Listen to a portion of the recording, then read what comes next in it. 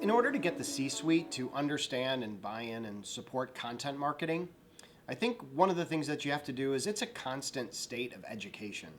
And I spend a lot of time learning more and more and more every day about marketing and recognizing that because that's my world, that doesn't mean that's the same world of my CEO, my chief operating officer, my CFO.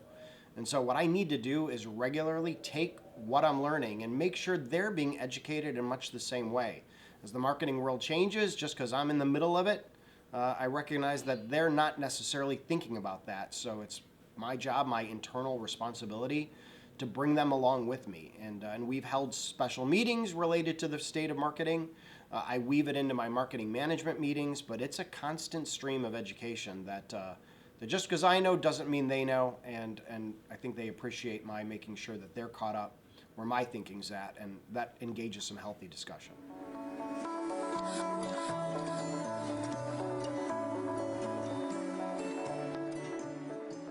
So I think some of the challenges that B2B marketers need to think about, not only from a challenge standpoint and the change of their mindset, is traditionally B2B has had a pretty strict sales cycle in which the buyers and the companies engaged in a way that is well defined and that most companies have figured out how to be very successful at.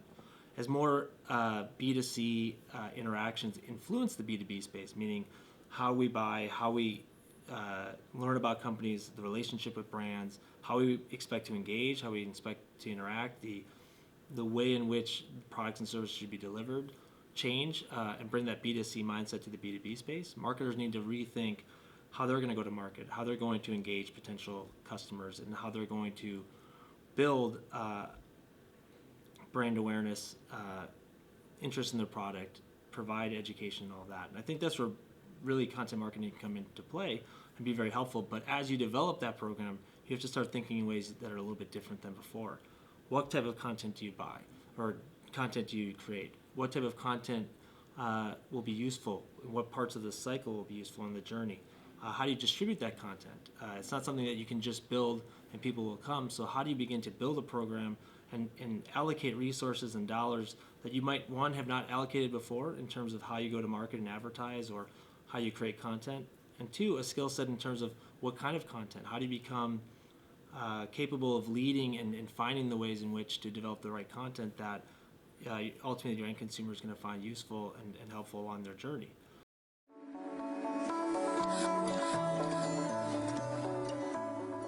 Creativity in B2B it can be difficult, let's be honest. If you have a brand that the public largely is unaware of, and a company that sells products that may be filling a niche category, you have a special burden to be creative with that.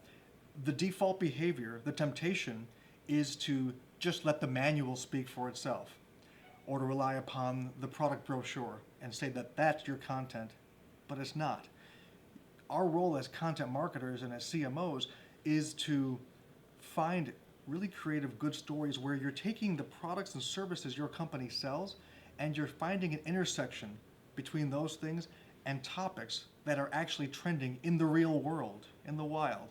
If you can find that marriage of topics that are already trending and the products and services you sell, and you exploit that intersection, you could have the basis of a fantastic story. And the creativity can be fun. If you have a team of good marketing professionals, they can start to brainstorm one after the other. We see this at Premier Farnell, and pretty soon you have half a dozen great stories coming out of that creative jam session. But to do that, you have to do more than just look at the market research about who your customer is. You have to, in many ways, become your customer. You have to look at the websites they look at. You have to read the books they read. Try to go to where they hang out. Really live in their skin for a while.